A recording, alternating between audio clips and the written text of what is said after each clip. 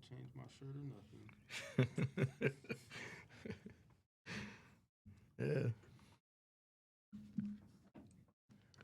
Hey, welcome. Welcome to another episode of CMCT. I am your host, Choice Skinner. Seated next to me is my co-host, the man with the plan, the only one that can stand against anything. Antonio Dean. You listen to that silky smooth Barry White voice. Yes. Welcome back, everybody. This is our Thursday episode. Again, these are not live this week. We are not live this week. These are pre-recorded episodes. But we are definitely happy for anyone who is chiming in and checking up on us to see what we are talking about this week. So, change your mind, change your thinking. Thank you so much for joining in with us. We are going to be talking tonight mostly about pop culture. And so these are things that have happened during this week that hopefully going into the next week will still be popular. So we raffled off our safe on Tuesday. And that safe went to Claudia. Claudia is waiting for her safe to arrive. So we appreciate all of you guys who have participated in buying raffle tickets and wanting to be a part of what we have going on. Okay, we have fully migrated over to YouTube. So hopefully you guys are either watching us on YouTube and or on Instagram at CMCT_show. That is our main page. We are no longer streaming from our personal pages anymore. Everything is either through YouTube and or the CMCT streaming platform on our CMCT Instagram page. What else? That's pretty much it, right? Just about. All right. So if you have any questions, any comments, any show ideas, please hit us up at CMCT show, all one word, at gmail.com. Again, that's CMCT show, all one word, at gmail.com. And we will do our best to respond back to you and get back to you. If you would like to donate to the cause. DONATE. If you'd like to donate to the cause, we'd be happy to have you help us out in any regard, financially, preferably. You can go to our Linktree page, and on the Linktree page, you can see we're still working on changing the tip thing, but that's another way of you actually just donating there. Here on the page, CMCT show, right, at Linktree. Okay, you see it up here at the Linktree. You can actually punch that in. Linktree, linktr.ee/CMCT_show. You can donate to us. We do Cash App, Venmo, Patreon, and also you can find all of our other platforms in which we communicate through social media at. We'd love for you to add us to your social media. Be very grateful. And we are also very grateful for anyone who donates to us and all of our viewers. We appreciate you guys. Most certainly. Most certainly. Okay, so with that being said, today we're talking about what's in the news, pop culture. And the news. First thing we're going to start out with is this thing that happened with Angela Bassett. Don't know if you guys were aware of this, but Angela Bassett got her booty grabbed on the red carpet. Now, why is this an issue? Why is this an issue? Why is it an issue? Not just because they're white women and black people are constantly fetishized, which at this point, kind of our own fault, because we definitely buy into the dumb shit. I don't think this one talks about the booty grab. It just talks about what they wore. It had the video on there, didn't it? I played it earlier. It might have been a different page. This one's all about just what they wore. That's that bull crap in Hollywood. You know, a lot of these award shows, when you're watching this stuff, um, a lot of times what they're wearing represents a lot more than what's going on in regards to just them showing up and looking good on the red carpet. The color schemes and stuff, and some of the clothing that they wear. It's very weird to see. You know. But yeah, okay, all right, we got the right article up now. So yeah, um, and that's what I was saying. She's like, the people who are really talking about it are Black Twitter, right? Right. And the article that we have right now that we're going to read from is the Atlanta Black Star, because no one's really saying much about it. Now, imagine if this was a black man that did this to any woman, Right. Or I remember at the Oscars when Halle Berry was married to Eric Benet, when Adrian Brody stuck his tongue down her throat. He grabbed her on stage and tongue kissed her, like in front of Eric Benet, right? And I mean, just grabbed her and kissed her, and then Halle and all her dramatics, kind of type of, and I remember the level of disrespect on Eric's face when he saw that. And when Halle got her divorce, of course they blamed Eric Benet for everything, but Right. no one mentioned that, like your wife was totally disrespected. You were disrespected. Now, if you talk about what happened when we've been talking, like last week, we talked about Will Smith and Chris Rock and how everybody was It's like, always black men. well, yeah, but the thing that I'm comparing to is how everyone was saying, oh, you're supposed to protect your wife's honor. See, that would have been something that had Eric Benet went up and slapped the shit out of, say Adrian Brody, I would have understood that.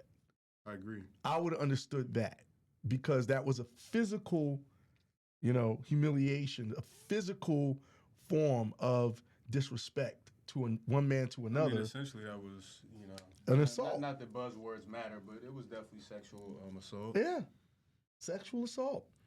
And so when you see that, and then you see people saying, "Oh, you have to understand the different levels and the different extremes of things." But anyway, uh, Angela Bassett, Mama Angela, we call her Auntie Angela, as people call her. We love her to death.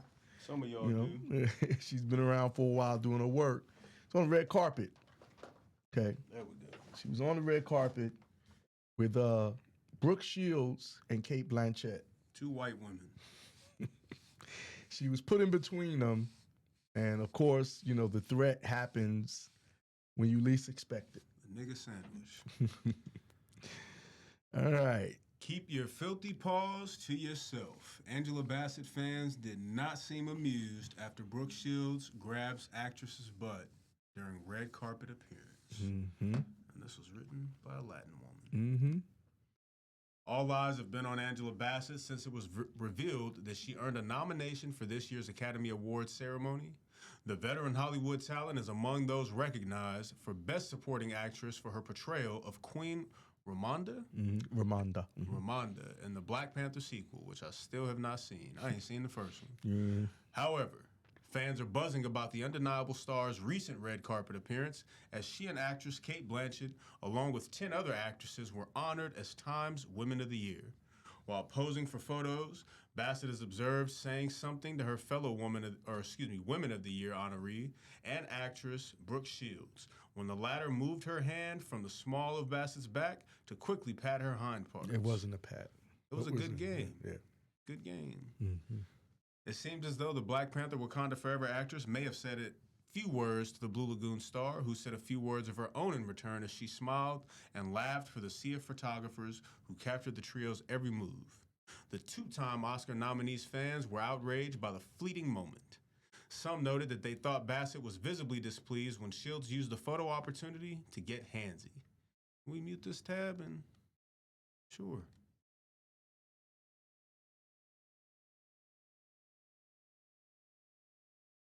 Quick little, a good game of sorts.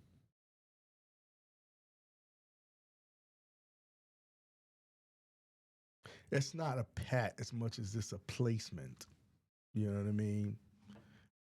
And we're not. She sex played her. Yeah, yeah. But we're gonna get into that. But yeah, she definitely sex played her. Yeah, it is what it is. Brooke Shields' behavior here is absolutely inappropriate, and you see Angela Bassett shake it off because of the cameras.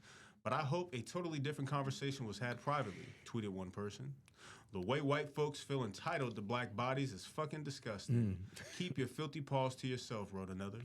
And a third asked, are Angela Bassett and Brooke Shields friends like that? Because that ass grab rubbed me the wrong way. While the nature of Bassett and Shields' history with each other is unclear, I lost it. It was evident online that most people were not here for the 911 star being publicly fondled, and especially not by someone other than her husband, actor Courtney B. Vance. I don't even know who that is. You know? Yeah, he's been around for a while. I gotta look real quick. Yeah. All right, now I know.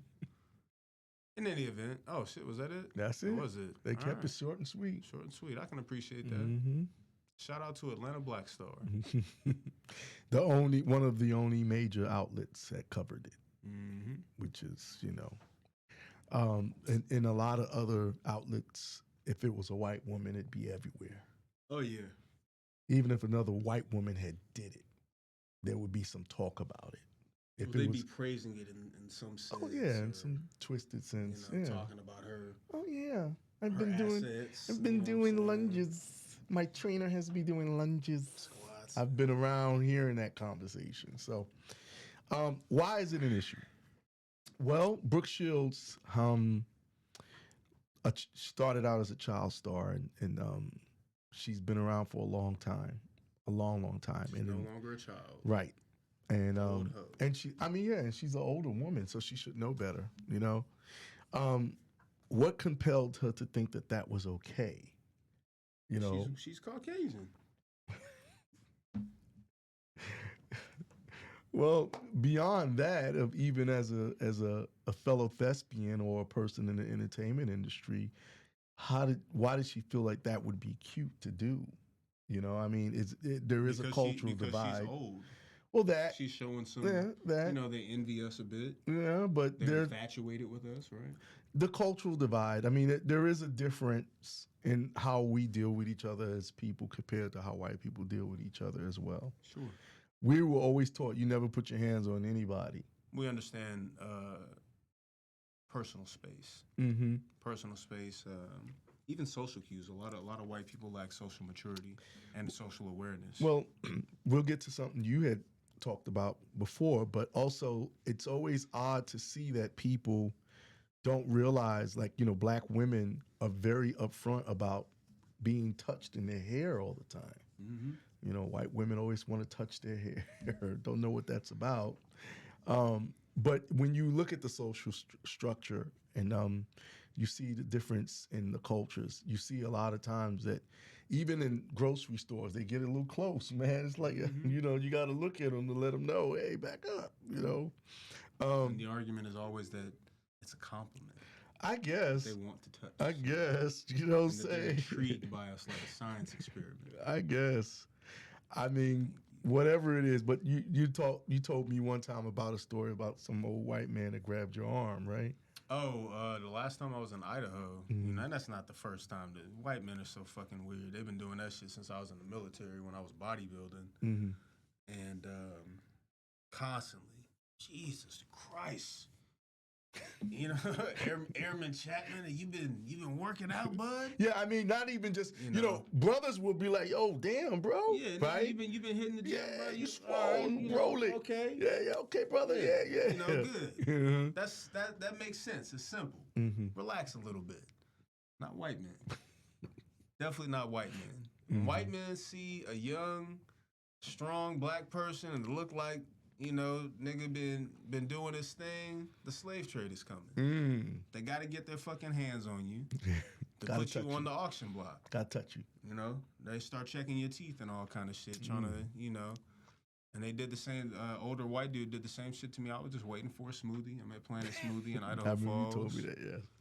And this motherfucker, I forget exactly what it was he started saying, but he walked right up, just, oh, man. Wow, incredible. You know, they're just there.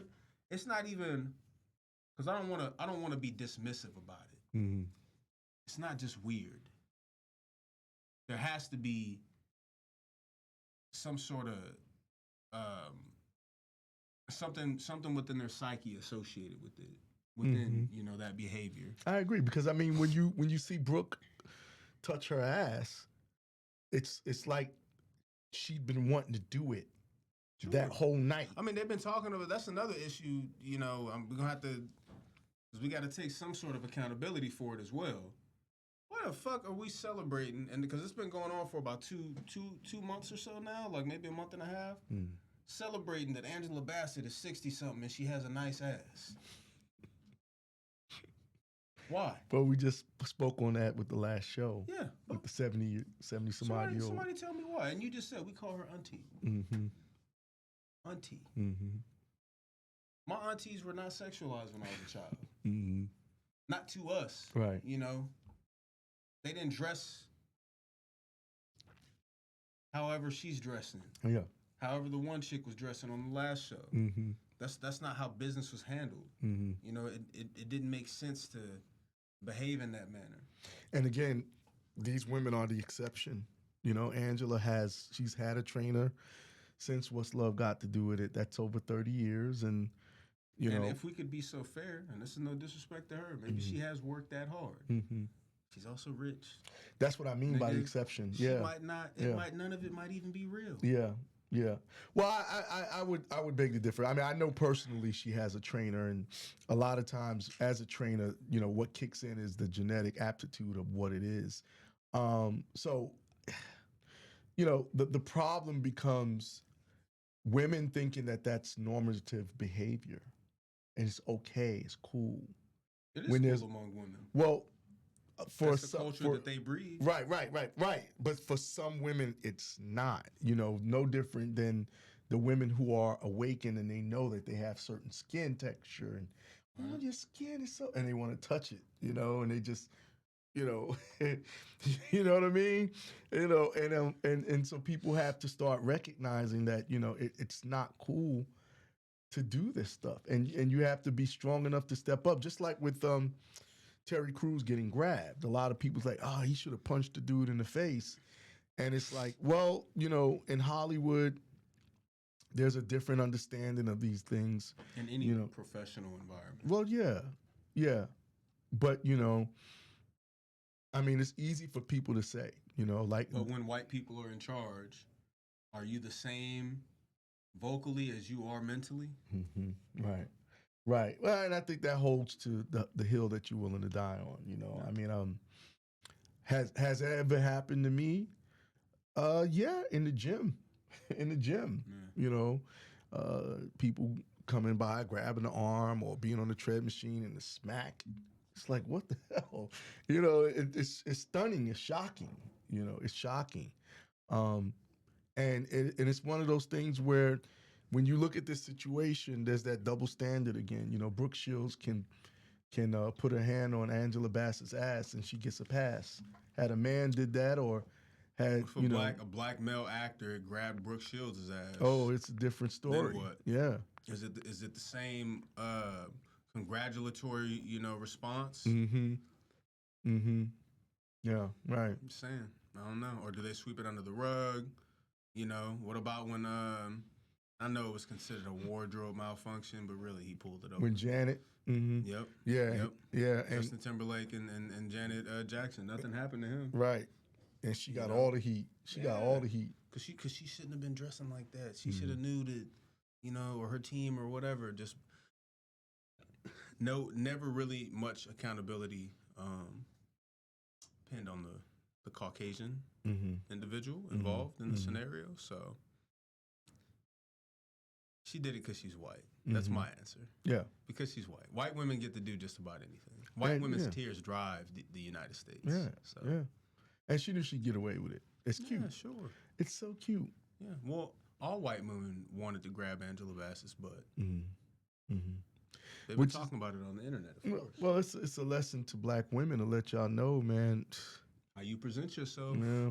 Hey, You know, and I ain't even necessarily saying that what Angela Bassett was wearing was even slutty, but I know that that's interesting for a 64-year-old to wear. Why would a 64-year-old dress like someone in their 30s? Are you still 30? Aren't you married? Why present your physical assets to the the world. world like that? And you're married. Does she have kids? I don't know. Yeah. Yeah, you Remember got her kids? son got in trouble because her son was doing the challenge of people dying, and he had said that Michael B. Jordan died. Remember? We covered that. Michael B. Jordan died, and she was like, oh no. And then they found out that he was hoaxing them. And she went in on him, and he had to do that stupid apology. Right. Well, I mean, you know. But yeah, you know, just like you said, man, it's a PSA. You know, black women, black men too. You know, some of y'all be on the internet tripping as well. You know, you'll never see me on my Instagram or my Facebook. You know, I'm pretty fit, man, and you know, attractive to a lot of people. You're not gonna see me on there with the tight draws and you know what I'm saying? Showing your unmentionables giving myself for free. away on the internet. It makes no fucking sense. You know, so again, the way that you present yourself, man, is extremely important. And not only for you, you know, I've said it a million times. If you've been a regular viewer, you'll know we all have a collective public image. Black men, black women, and black people. That's 3 different sects. Yeah. We have a collective public image, and it's up to all of us to maintain it. Yeah. You know? Yeah, part of my day-to-day battle, especially on Facebook, because Facebook you'll have more discussions and you'll have more disagreements and more conversation. And the day-to-day battle is helping people to recognize that they need to step up for their community, man. It's crazy. Well, because we're all individuals. Yeah, we're not all a part of the same community. We're not similar. Black people are not unique. A monolith. Yeah, black people are not a monolith. Yeah, well, guess what, nigga? Your public image is. Okay? I don't give a fuck how weird you grew up, how much anime you like, how much you cosplay. When the world is watching a nigga who done did some fucked up shit on the national news machine for weeks on end, guess what? No matter how weird you are, no matter how many, you know, horns and weird, you know, goofy shit that you wear from these anime cartoons and all of that, you still gonna get treated the same. None of us are that unique. Humans are not that unique. Elsewise, psychology would be an open and shut fucking case. Yeah. It's an open and shut case because we're all a lot more alike than we think we are. And that's okay. So, lastly, or excuse me, again, you know, finally, your collective public image, man, you got to contribute to it. Got to contribute to the maintenance of it. You know, and ours right now, as a whole, it ain't too good. Do you think they're going to speak to Angela about that, or is it going to be swept under the rug? I'm sure someone might interview her. They mentioned it. Yeah, somebody might interview her. What was this, like 3 or 4 days ago? Not even like 2 days ago. So, give it some time. I'm sure somebody will talk about a black woman's ass. That's what they like to do. Keep feeding it to them, you guys. Makes sense. What we got next? Unless you have more. No, I remember seeing it and then just like, wow, okay. You know.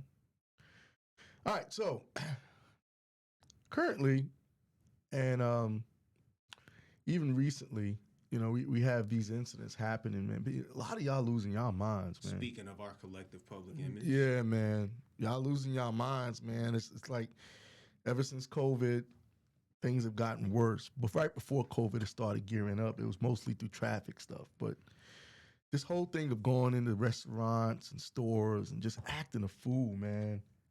Out of pocket, out of order. Just, you know, no accountability. What's accountability? I mean, even on their jobs, that's the thing. You know what I'm saying? It used to be a thing where, you know, if you acted a fool, it was in the street, maybe at a recreational place. But, man, on your job, doing your work now, people are losing their goddamn minds, man. Acting a fool.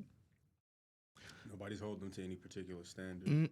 So we got this incident that happened just earlier this week. And this chick went in and acted a fool. And then she got her boyfriend involved, and he acted a fool. And the problem with it is become it's become this thing that, like what we were talking about in regards to earlier this last week when we were talking about Chris Rock and Will Smith and how a lot of these women are holding these guys to the standard that they shouldn't be held to. Yeah. They shouldn't be doing these things at all. You know, upholding her honor that she don't deserve or have. Well, she doesn't care about it. Right, right. You know, a woman has to care about her own honor for it to be something to respect or something to defend. Why would I defend something that you don't maintain your own, yourself? Is it really in jeopardy if it was never cared for to begin with? And it's also a sign to the person that's dating her. If she's willing to go to the extremes and these actions of what she's doing to people she doesn't know, if she doesn't have basic empathy and, basic, a basic sense of morality and how she should treat people, that should let you know that if it doesn't work out with you, this is how she's going to get you. Yep. Jeopardize your freedom. So, scared pizzeria employee attacked, pepper sprayed while working in Donaldson. Nashville, Tennessee. Restaurant employee continues recovering after being attacked on the job. The victim, who News 2 isn't identifying due to safety concerns, is scared to return to work following the incident that was caught on camera at Roma Pizza in Donaldson. The customer's frustration sparked over a company policy after the employee requested to see confirmation of the to-go order from the food delivery app. Okay, and let's clarify that. She wasn't just a customer; she was working as she was like a door dasher. Yes, yes. So she was picking up an order for somebody else. It wasn't even her order.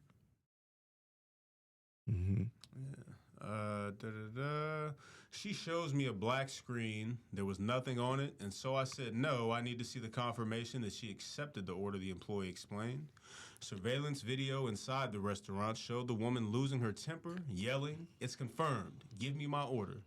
I've arrived here and already picked it up. Give me my order." The employee said, finally, she did. She confirmed it, so I handed her the food. She knocked things off the counter, started cussing. I just told her, don't come back. Although the customer vowed not to, she returned not even a minute later with a man wearing a ski mask. Why would she show back up and she ain't got on a fucking ski mask? Yeah, I brought this nigga who is incognito to hurt you. Remember my face? You know what I'm saying? Fucking stupid, man. Although the customer vowed not to, she returned not even a minute later with a man wearing a ski mask. That's really scary there. He had his hands in his pocket, so I was more focused on him because I thought he had a gun. Asking me why I disrespected his lady, then the next thing I know, she maced me. I asked him to leave, and then I got maced. The couple took off in a black four-door Mitsubishi with tinted windows and damage on the outside. The pizza parlor surveillance cameras pointed toward the gas station next door, and the confirmation policy was implemented after several orders were stolen from food delivery app drivers. Like I always said, if I was homeless, nigga, they be having that shelf in there with all of the delivery orders sitting there. It's funny that you mentioned that, but that's why he implemented that policy. That's why I say, I get it. Because if a nigga like me was homeless, I'm just saying. You would eat every day. Nigga, I'm showing up at Slim Chickens. You ain't got that. You know what I'm saying? That shit's sitting right by the side Different door. outfit. Nigga, slide on in. They be having the chips and shit on display in that middle area in Kroger, right at the entrance. You gotta have a partner, man. You have a partner, somebody to distract, right? Right. I don't even look. What do they call it? The long con. Yeah, you know what I'm saying. Look, listen. If I'm homeless, nigga, I'm fast. All right, y'all not gonna be faster than me because you hate your job anyway. Well, and listen, there's a lot of clean homeless people out there that don't look homeless. Cause nigga, they got gyms and all kinds of shit. I just saw a video of a guy showing on WorldStar how to live in your car, and he was showing everybody, like, he got lights inside, LED lights. He's like, I don't have to be bothered, even though I'm parked here in the day. This is a safe place. It was a late model sports car, and he says, I'm homeless. This is what I'm doing, and he's putting the visors on the windows and stuff. You would not know this guy's homeless. So to that, just a quick sidebar. We'll get back on Key in a moment. Mm-hmm. There's a black lady and her son on YouTube. I forget the name of the page. I'll find it and send it to you. We can do an episode on it or cover it. Her whole page is about how to live on the road in her car, like out of her van. It's like a damn near utility van. She got a hot plate, and her son be driving and showering, freshening up at the Walmart grocery stores and shit that they pass up. Very strange. It's actually very unfortunate. The little boy does not need to. He needs a father. Is what he fucking Structure. needs. Yeah. But he's living whimsy right now with his mom. Cause she just decided, nigga, let's live out of this van. And that he's got to, because she's his authority figure. So he has no choice until he's of age. And she paints. That's what it is. She does arts and crafts and shit. Okay. So she's living her dream. Yeah, sure. Living her dream. Fucking idiot. Where we at? They show you. Took off. The couple took off. Yeah. The couple took off in a black four-door Mitsubishi with tinted windows and damage on the outside. The pizza parlor's surveillance cameras pointed toward the gas station next door, and the confirmation policy was implemented after several orders were stolen from food delivery app drivers. They show you a screenshot of the order, and they take the food, but they never confirm it. We had 5-6 incidents where they stole the food, but they weren't in our parking lot. They were in the gas station, so I pointed that camera at the gas station to see their car, he said. However, he never thought the video would have to be used for an attack like this. My feeling is scared, of course, big scared, but the main thing is I want him caught so this doesn't happen to someone else. She is outrageous. I've been in this business for over 50 years. She's the first one I've seen that outraged over something that's nothing.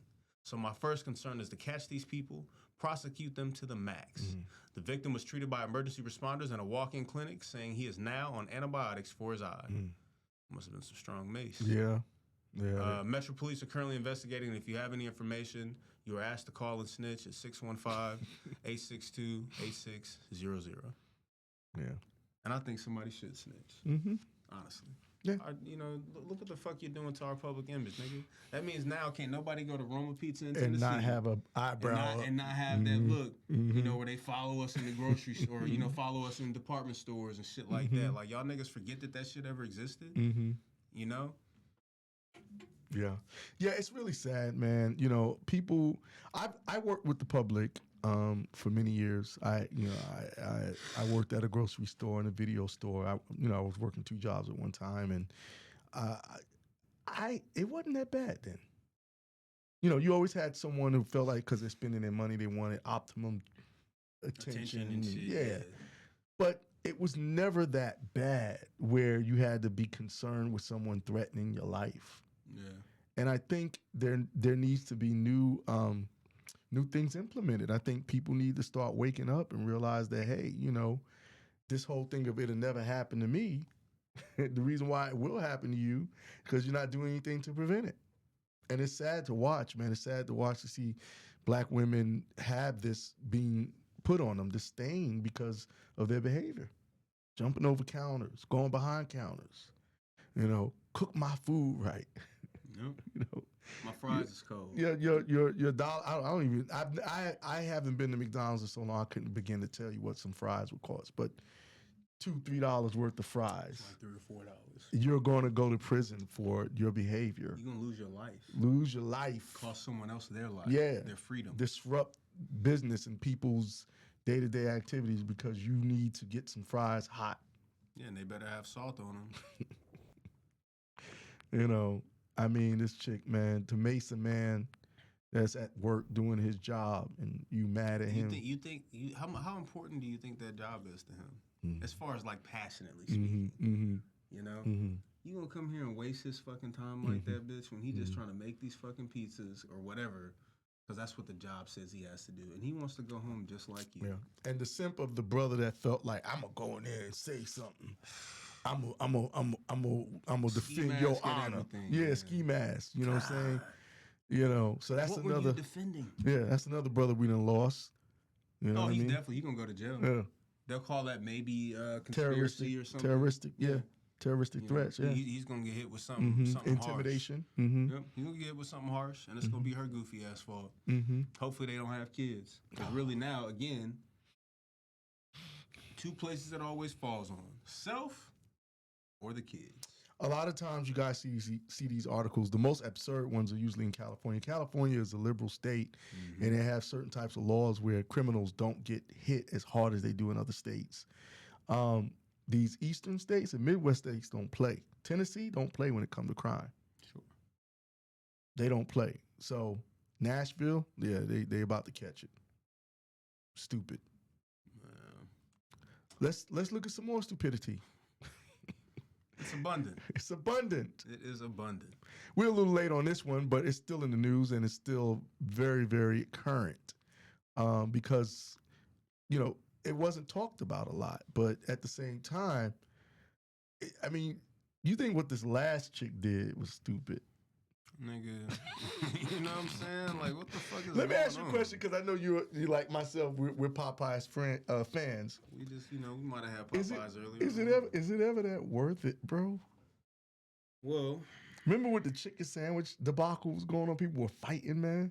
Nigga, I waited like 6 months to finally try the chicken. And how did you like it? It was really good. I never even had one. They are good. Well, you don't like spicy though. The spicy sauce.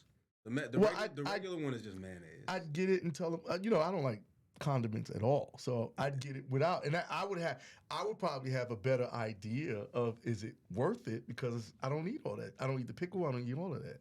Well, no, let me tell you. There's a difference now from when they first came out. The fucking chicken breast Was thick as there hell. was crazy. I remember seeing it. Yeah, And it wasn't just breading. Now it's mostly breading. said we got your ass. And, maybe you might have some chicken between that bread. When did your love for a Popeye start? In the military, Mm-hmm. just a broke young, enlistee. Did they have the 2 for $1 at that time? Two for $1.49. Yeah. Was it two for Tuesdays or whatever? Yeah, two-piece Tuesdays. There yeah, you go. it started at $1, believe it or not. Yeah, and then it went up to $1.59 and stuff like that. Popeyes is okay because really it's not even that good. If we're gonna be honest, Popeyes is not all that. Well, when it first started, it was, man. I mean, KFC it was always better, and then one day KFC just shit. Mm-hmm. So when KFC shit, that's when well, okay, I guess Popeyes. Mm-hmm. KFC took a shit around 2004 ish. Mm-hmm. Yeah, I'd say that. 2004, 2005. Our family, my dad, he's a fried chicken nigga. Connoisseur. Every Aficionado. day, every day for the rest of our lives, we could eat fried chicken. Right. And that's not a black thing because there's just as many white people out there that love them some They from the South. fried chicken.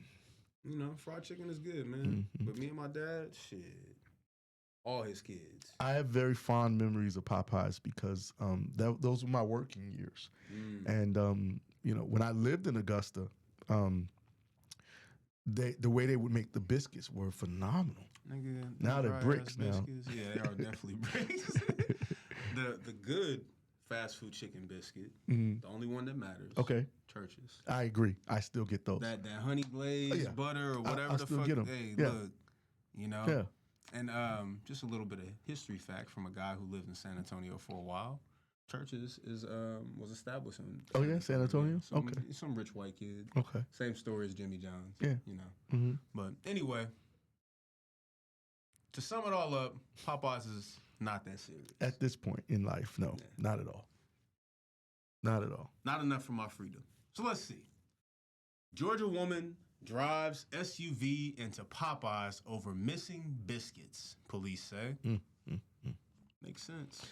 And people will be quick to say that, okay, well, maybe she's mental, something's in her family, this and that. No, that's not what's happening. It's her liberated spirit. Mm-hmm. Or not even spirit, her liberated mind. Yeah, think what her mind liberated thinks ego. is what she's acting.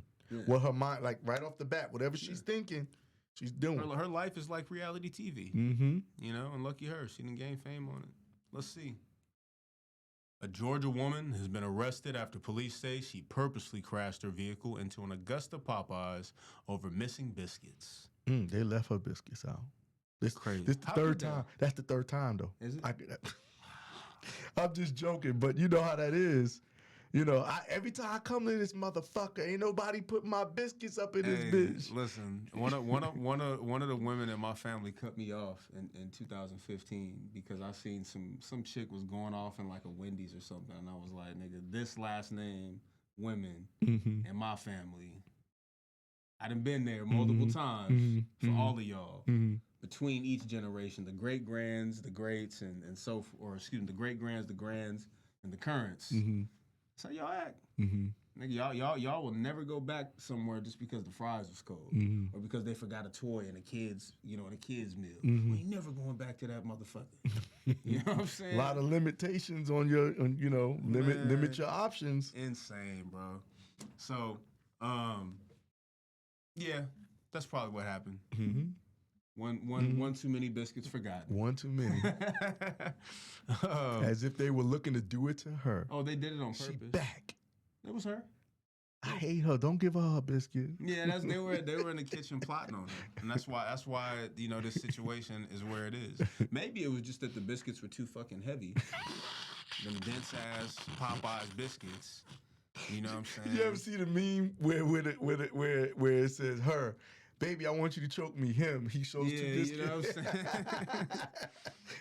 Yeah, look, you some kind of different if you can eat a Popeyes biscuit with no liquid by you. Damn. Do it. Let's see. Look, so booking information from the Richmond County Sheriff's Office shows 50 years old. That's horrible. She having a heat flash or something? Nigga going through menopause? God damn. Shows 50-year-old Belinda H. Miller was charged with first-degree criminal damage to property and aggravated assault.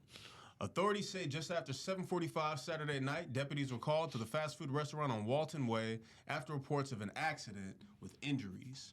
The Augusta Chronicle reported. Did I have that pulled up? I did. Good. We'll check over that in a second.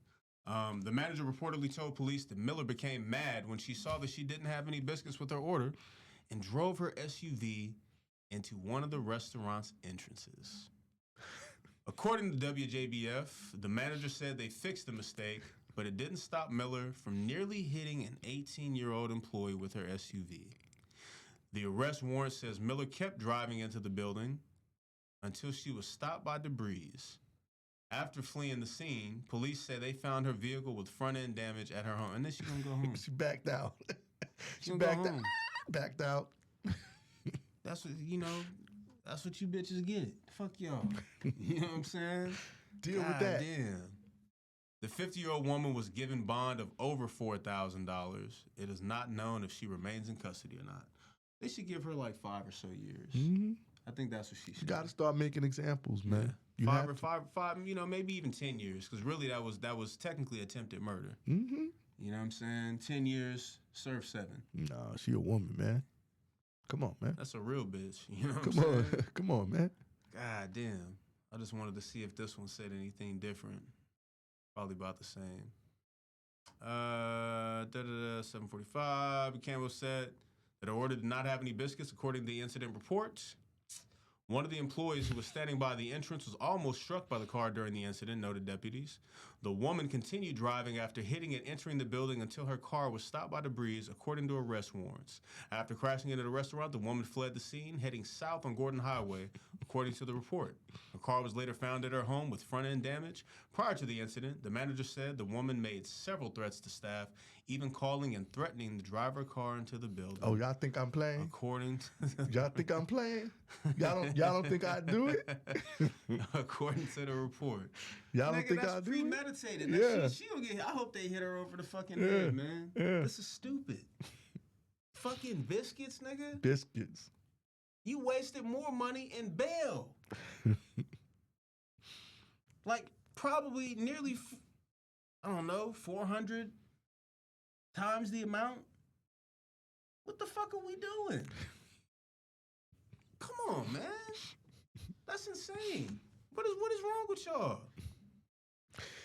You know, it goes back to what I had said, and then you'll see, one of the things, especially with the women that I coached for many, many years in acting, I would always help them to understand that if their dream was to be actors, then they had to fight for that dream. I think a lot of people have lost the sense of what it is to have a dream. I think Dream, purpose. Yeah, I mean, listen. What is purpose? Purpose is okay. Let's break it down. What is a dream? A dream is something that doesn't exist, right? But you visualize see it. yourself there. There you go. You visualize it as something that is possible. Purpose is in connection with that dream. Absolutely. So if you look at the dream and say, well, this is the dream that I think I can have, then you found your purpose. Sure. All right. So as a community, I think Black people have been through so much that they're at a point now where they don't even think a dream is even something that's worth it. It's possible. Yeah, that or even if it's possible, let alone if it's worth it. Yeah. Because if they end up in the same place. Because look, what I knew when I was young and I saw a lot of like hood people and ratchet ass people who wouldn't change but still had money, I saw that as a problem. There's a point where when you make money, you have to make adjustments. You can't just make money and still be keep doing the same shit. Right. And that was always an issue to me. It made me not have the same respect for certain people because I was just like, you can't be doing dumb shit with money. It's just going to be worse and more attention on you because you got money. Yep. You got money and you can do more dumb shit with money. Absolutely. So it hurts me that you hurt yourself. You know what I mean? It hurts me to see you hurt yourself because you have potential and promise. But I'm like that even with people who don't have money. If I'm working with somebody and I see potential and promise, and they got something that's jeopardizing their dream or their purpose or their promise or their opportunity, it's hurtful to see them just throw it all away. I agree. You know? Jeez, man. So a lot of these people, all they have in their mind is their pride. She wanted her biscuits. She wanted her biscuits. The man. meal's not complete without the biscuits. It's not complete, even if you don't eat them. Yeah. I usually throw mine away. I actually like especially if I go up to the counter. Hey, look, I know that comes with biscuits. Can I get like an extra piece of chicken or feed them to the raccoons and the birds? You know what I'm saying? Give me a free sauce or something. But don't put them heavy ass biscuits in my fucking box. I'm not gonna eat it. You know what I'm saying? They got the nerve to butter them.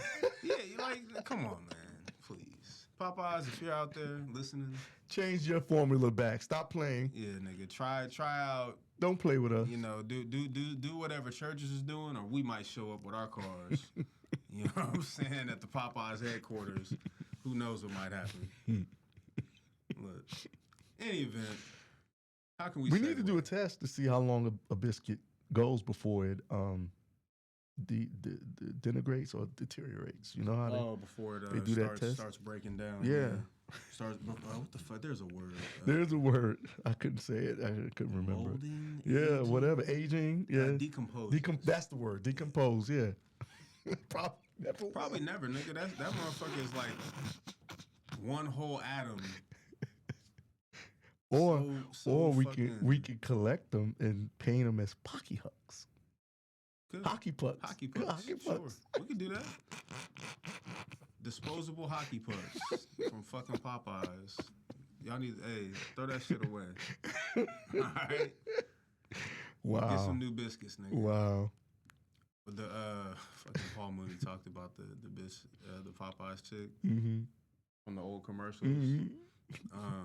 Y'all need to hit her up, discuss a new formula. That's all I'm saying. Speaking of crazy bitches. And that's all it really is formulas. They change the formulas of this food.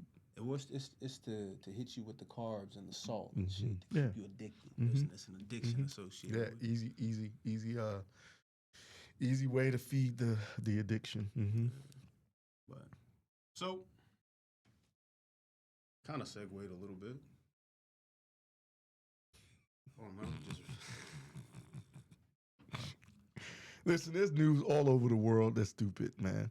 You know, we're not the only culture that's doing stupid stuff. Slow it down. You know, over in China, China. It's weird, man, to see like the stuff that the videos that I watch. And I've said this before. I watch a lot of violent videos because, as a self-defense practitioner and instructor, I want to know. What's going on to prepare my students. Minds at. Absolutely, man. And man, I'm telling you, man, over in China, they going in on each other, boy. the stuff that they do to each other is ridiculous. Yeah. Stabbings, a lot of stabbings, a lot of abuse to children, and husbands and wives, man, they do each other dirty over there. I mean, they do each other dirty all kinds of places, but in China, they go all in. So we got this They're situation. emotionally unstable. Man, I always say because they ain't got no presence of God over there. None. I mean, it's almost demonic, some of the stuff that they're doing. You look at these guys cutting these women's necks and stuff, standing there, and everybody don't know what to do. It's crazy to watch. I think it's because they worship the American white man. That's partially They worship true. the white partially person. true. Yeah. Because they want to be white. Yeah. Because they see how much power they have. Mm-hmm. And not just Chinese people, Mhm. Asians really, Mm-hmm. as a whole, are quite subservient, Mm-hmm. very submissive, Mm-hmm. culturally, Mm-hmm.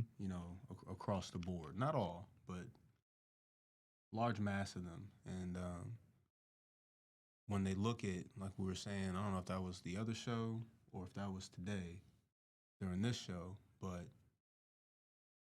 a lot of these people around the world look up to the white family, Mm-hmm. As the to the white prototype. government, Mm-hmm. because they have favor.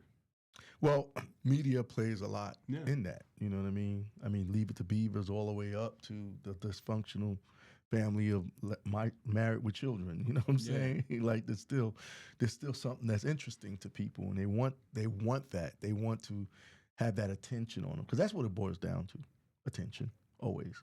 I'm seeing that with people in general, man. That's why social media took off the way it took off. What were we before Instagram and Facebook and MySpace? I mean, further back. What were we as a culture? They had social parties, Mm-hmm. shit like Tupperware parties, Mm-hmm. little fucking block parties, and potlucks. Mm-hmm. Motherfuckers going to the. I mean, remember parks. I doubt that they still do, but parks used to have fucking sections of just rows and rows of barbecue grills and smokers and shit like that. Oh, And yeah, I people remember would just park, go and yeah. do their thing. I remember park barbecues, man. This thing, nigga, and everybody cooking. You could, and especially if you're a kid, you could pop up at any grill and get you a burger, Somebody or a give you a hot dog, you yeah. or a juice. You know what I'm saying? Mm-hmm. You don't see that as much anymore. Mm-hmm. Doing part to technology, sure, Mm-hmm. but we've lost our ability to communicate with one another. We're losing empathy as well. I tell you, yesterday I picked up some Chinese food after I left out the spot, and I go in there, and I left out to go to the store. When I was coming back in, there was about 1, 2, 3, 4, 5, 6, 6 people seated, and they all were like this. Mm-hmm. And I stopped for a second, and I looked at everybody. I was like, "Y'all want to hear something funny?" Like when I came in, I saw all y'all heads down at the same time, and there were maybe 2 people that thought, interesting. Everybody else just went right back to their phone. But I said, man, that's something to observe. It is. It's very curious. Mm-hmm. I've been all over the place, and over the years, man, I've been to some beautiful restaurants. I've gotten up on dates and walked out because and I'm talking about they got flames going and all kind of crazy shit. The nigga doing tricks with the food, and the bitch is sitting there. Mm. At least bitch take pictures. You know what I'm saying? Do something. Nah, just scrolling, tapping on their phone, and you see even other people, like you said, large groups of people, in 3 to 5 star restaurants, spending, ridiculous amount of money to sit there and not even enjoy the experience. What are you there? Why are you there? What are you there for? It's unfortunate to see, but that disconnect and lack of empathy, lack of intimacy as humans, I believe leads to shit like this, So, Chinese man seeks divorce from wife of 16 years after learning his 3 daughters are not his biological children. Now, we have a problem, serious problem in the black community with that, where a lot of you guys who are listening, brothers out there, you don't really know for certain that your child is your child. Sure. You didn't do the DNA test. When someone's telling you do a paternity test, and you're like, I know it's mine, and she says she ain't been with nobody else. And this story, we're using this as an example because this story is more prevalent than what people realize. Okay, that it's more prevalent than what people realize, and it's sad to see, because here it is as a man. We talk about that all the time. What are you doing as a man? What makes a man? Building into your family, doing what's responsible. Having integrity. And we got a lot of props on that show. By the way, yeah, it was. My mom called me like 3 a.m. A few days ago to tell me, she's like, "Man, I watched it. Wow, you guys, good job." Yeah. Shout out to her. But, this thing happens a lot, especially, like I said, and especially in the black community. A lot of you guys, whether you can afford the test or not, if you know the baby's coming, you should be saving up for it, They're wanting to make it something where it's a mandatory, yeah. Judge if you apply for, Joe Brown been talking about it forever. Yeah, especially if you apply for child support. Yeah. Mandatory test. Yeah, Some states it is. Not all. Yeah. But it should be all across over. the board. It should be a federal practice. Absolutely, and that's what some of the people are fighting for now. But anyway, back to this unfortunate situation for this brother here. Assuming this is the translation of that, this caption. After a paternity test revealed that all 3 of his daughters were not his biological children, a 45-year-old Chinese man is seeking a divorce from his wife of 16 years. Nigga, 16 years. And ain't no telling how long they were actually together. You know what I'm saying? However many years of his life and 3 fucking kids. My nigga, you know what I'm saying? I understand the picture. That's horrible. It fucking shambles right now, man. The man, surnamed Chen, from Jiangxi province in eastern China, began having suspicions about his wife, surnamed Yu, last year. While Chen was working in another city to support his family, he and his wife initially called regularly until she began to avoid him and explained that she wanted to work away from home. First flag. She got 3 kids, but she don't want to be home. Yeah. Huge flag. Huge red flag. Crimson flag. Especially for them. They're quite traditional for the most part. If they're living in China, they still got some tradition. Definitely. It's the kids that don't. But this guy was 45, probably made her. Are they still a communism? Yeah, they're definitely communist country. So for this to happen, like I said, man, on March 1st, Chen managed to track Yu to a hotel in eastern China where he witnessed his wife checking out with another man. There's a song, my sensei's favorite song. I forget the name of the group, but I was checking out, she was checking in. Ridiculous song, man. If you don't know the song, type it in on YouTube, it'll pop up. I was checking out, she was checking in. Is it a group or is it a singer? Group. Okay. Yeah. Oh man, look. If we wasn't gonna get a copyright strike, I'll pull that. Right. Yeah. Because I think there's a singer. He talks about cheating in the next room. Cheating in the next room. Roundabout. One of them old. Yeah. I'm gonna play it when we go. Okay. Yeah. Where was that? Another 3 girl. We'll start there. Again. March 1. Yeah. On March 1, Chen managed to track Yu to a hotel in eastern China where he witnessed his wife checking out with another man. He was checking out, or she was checking out. He wasn't even checking in. Although he forgave her, he later decided to do a paternity test and discovered that none of the 3 girls he had been raising were his biological children. So that was searing in his conscience, man. He always had a question about that one that looked nothing like him or his family. So I'm about to say, so let's, I was hoping that they were going to go into further detail from the video we originally watched earlier. Initially, after the hotel situation, he's like, okay, I'm going to still take care of y'all, whatever.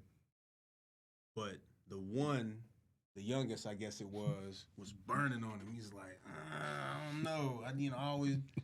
That one there. we don't something about our qualities. Don't we look ain't the nothing like my same, nigga. aunties, my cousins, none of the women You in know my what I'm family. saying? So he's like, okay, let me go get the test. He goes and gets the test. Finds out it's not his. Heartbroken. And he said, you know what, bitch? For the second time in a row, I'm still gonna stay. Fuck that. Because I'm that man. I don't want to lose our family and shit. We built too much, 16 years. Let's do it. We can work through this. This ain't shit. Yeah. Especially if she looks like how we think she looks. Yeah. You know? Oh yeah, from the video we watched earlier. You know, some of these Asian bitches, you know what I mean? But so then he goes. Was it that he caught her again or some shit? No, he just had a scratchy scratch. Yeah. He went and got both of the other two tested at the same time that time. But I wouldn't be surprised if she was still doing her thing. Yeah, and because he fucking forgave her. Why wouldn't she? Yeah, you know. Why wouldn't she? He fucking forgave her and said, you know, bitch ass Asian nigga, whatever. I'm about to go.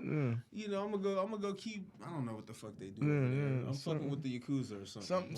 Something in the behavior that she was showing him made him a little. Chinese is triads. Yeah, triads. Yakuza is Japanese. My bad, Japanese and Chinese fans.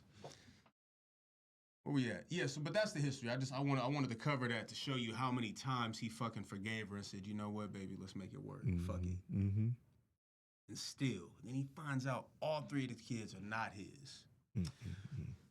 None of them are my own children. Chen told Jiangji radio and TV station. After the revelation, Yu disappeared and is now untraceable. Chen has been reaching out to local media outlets asking for help in tracking down his wife.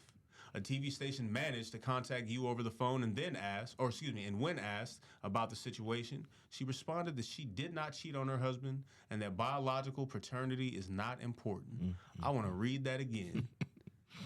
A TV station managed to contact Yu over the phone. They just super connected over there in China, huh? The bitches ain't hiding, and they was like, nah. They got ways that he ain't got. Yeah, we're gonna find you.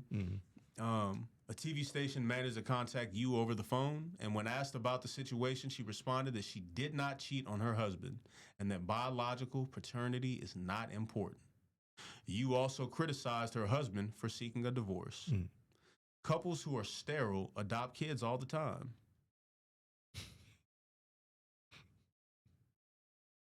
Where the fuck is the accountability, nigga? There is none.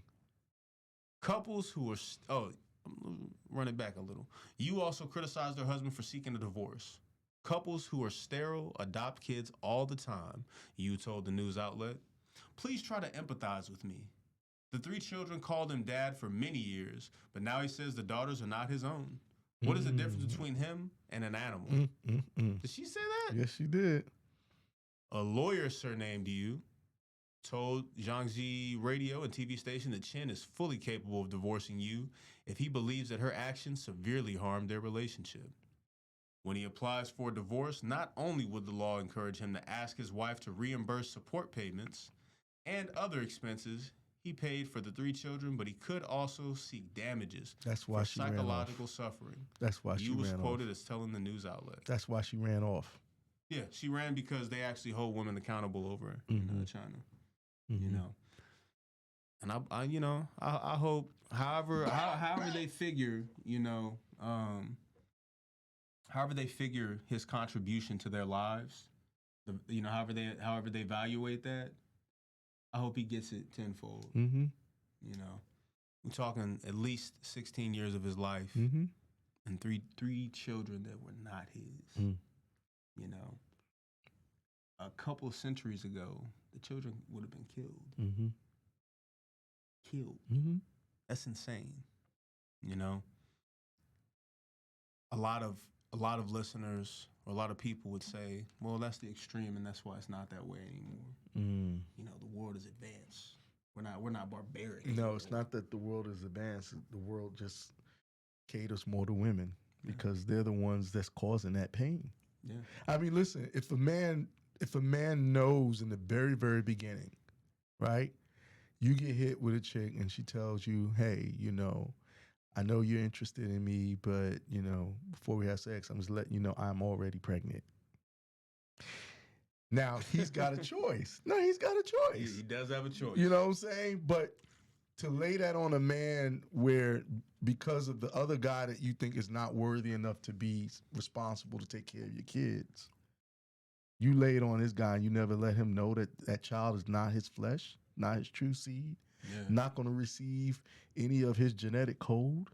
Because I think people, if you want to have the joy of being a parent, a lot of men are not having kids just to be joyful in parenting. They want to carry on their legacy, their physical genetic code, which is a natural thing to all animals and human beings. It's inevitable. Even if it's not something you're thinking about, the moment you start having sex, I'd love to know of a man who never had the urge to say, well, doesn't mean that you did it or that you do it. So, oh man, fuck it. I might just let this one go this time. It's for real, man, because it's natural. And then there are women who want to receive, even if they're not trying to have a baby, depending on the connection she got with that dude, she'll nearly be offended that he got up. I've been there a few times. I'm like, I appreciate it, but you know what I'm saying? Slow down. Yeah, of course. You know what I'm saying? It's who we are. Not who we are, because who we are and what we are completely different. Who we are is of this world. What we are is nature. Of nature. We want to continue the human race. We want to contribute to that, So it's insane, man, that women could be this lackadaisical about something so drastic, because not only is it the man's legacy, but you become a part of that.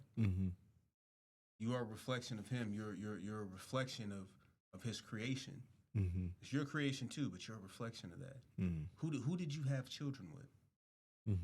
You know what I'm saying? Well, that's obvious with her. She had picked her suitors.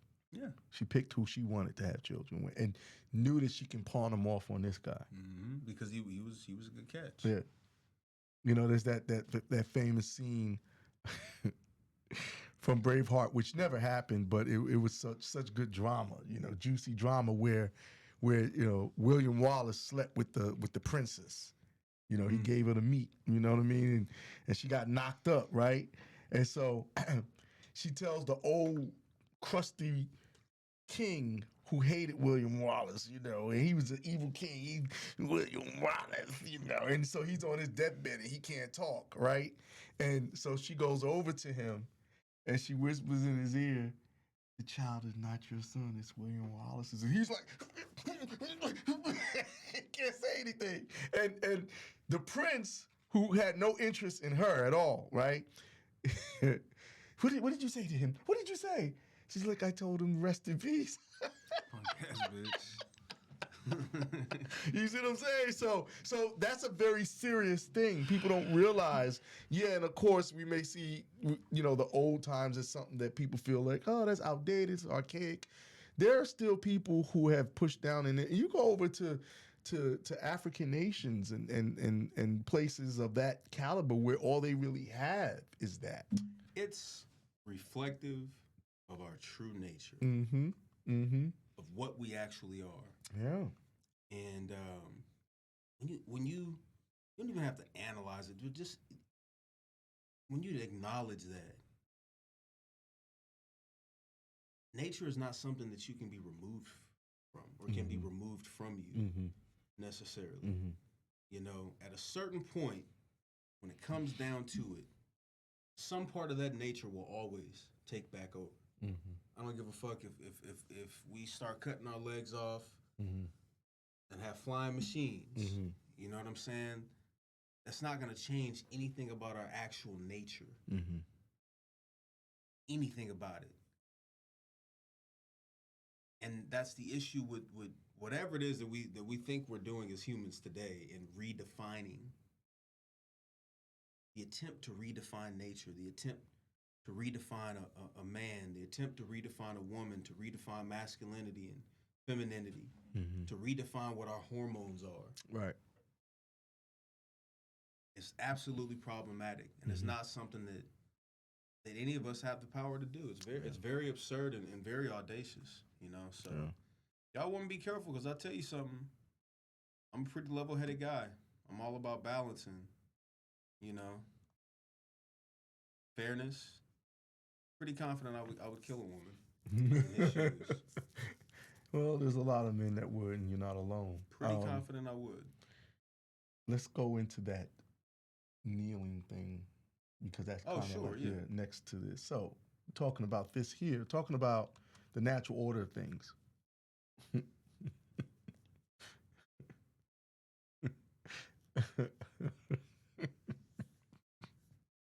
nigga got on these Harry Potter shoes. Not Harry Potter, but look, shoes. When you look up, man, look, you see him. He got on rain boots with a suit. Look at the glasses. Look at him. There's a thing that happens. He's alternative. Yeah, man. That's what metrosexual evolved into. Was alternative. Well, you can look at his friend back there, the way he's responding and what he got on. That tells you a lot of that too. And the one black chick, or melanated, whatever she may be, because she's kind of black, yeah. But you know, with a lopsided ponytail. Because she's hanging around white top women. knot. She don't know how to do her hair. Right, can't do her hair right. You know, one of the prides of who she is. You know, your antenna, your connection to this universe.